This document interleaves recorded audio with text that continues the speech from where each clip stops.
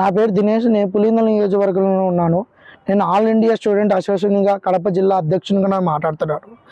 పులివెందుల్లో మన private school, corporation స్కూళ్ళలో నీచమైన లక్షలు దోచుకున్న ఎంఈఓ గారు కానీ, ఫస్ట్ ఎంఈఓ గారిని, సెకండ్ ఎంఈఓ గారిని నీచమైన పద్ధతిలో భావిస్తున్నారు. ఏం చేసుకుంటావో చేసుకో, నీ ఇష్టమైనట్టు ఏమన్నా చేసుకో అంటున్నారు. నారాయణ స్కూల్ మీద, భాషన్ స్కూళ్ళ మీద వాడు నేను ప్రైవేట్ స్కూళ్ళ మీద లక్షలు తీసుకుంటా అని పెద్ద విధంగా డిమాండ్ చేశారు. నీ ఇష్టమైనట్టుగా ఏమన్నా చేసుకో, నీ ఇష్టం ఏమన్నా చేసుకో, ఎంఈఓ గారికి చెప్పుకుంటావో డిఎస్పీ గారికి చెప్పుకుంటావో అని ఎంఈఓ గారు ఇద్దరు చెప్పారు.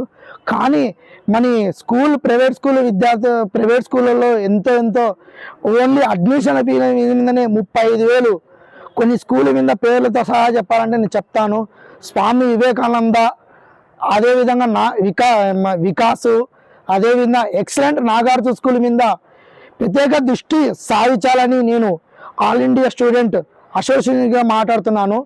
లక్షలు దోచుకుంటున్నారు. హాస్టల్ ఏ విధంగా పర్మిషన్ ఇచ్చినారో నాకు ఇంతవరకు ఆర్జెడ్డి గారు కానీ, ఎంఆర్ఓ కానీ మీరు ఏ విధంగా పర్మిషన్ ఇచ్చినారో ఇంతవరకు నాకు అర్థం కాలేదు. మీరు అడిగిన దానికి సమాధానం ఎంఈఓ గారు కానీ 11:30 నుంచి కానీ సాయంకాలం 4 గంటల నుంచి ఫోన్ చేస్తా అంటే ఫోన్ కూడా లిఫ్ట్ చేయలేదు. ఏదో సమాధానం చెప్తున్నారు. ఎంఈఓ ఆఫీస్ దగ్గర నుంచి అడుగుతుంటా అంటే ఏమో మాకు తెలియదు.